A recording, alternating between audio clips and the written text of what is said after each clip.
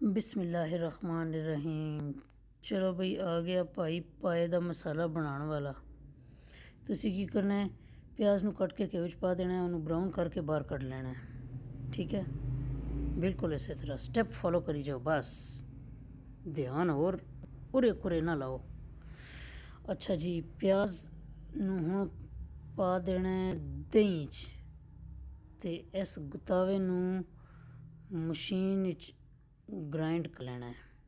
ठीक है, बिल्कुल इस तरह जिस तरह तुसी कीमा शीमा बनादियां हो। वापस इनू घी विच पा के चंगी तरह भुन लो, ते नाल चम्मच भी चलाते रहो ताकि तुहाडी एक्सरसाइज होंदी रहे।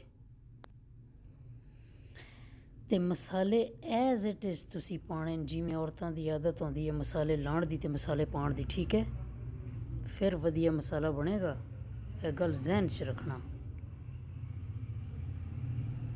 चलो हुण इनू चंगी तरह भुन लो, बिल्कुल उस तरह जिवें सड़दी कढ़ाई विच रेत मेरे हाणियां वेखी ना दिल वाले भेत।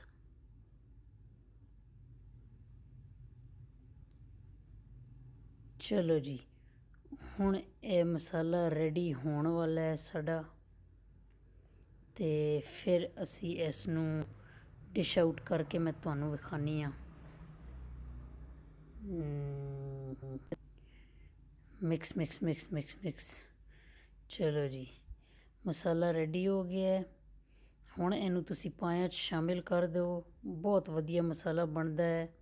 ते हुण इनू खाओ ते मगज़ ना खाओ। मेरे चैनल नू सबसक्राइब करी जाओ, ते लाइक कर दो, शेयर कर दो वीडियो नू, तुहानू अल्लाह दा वास्ता है।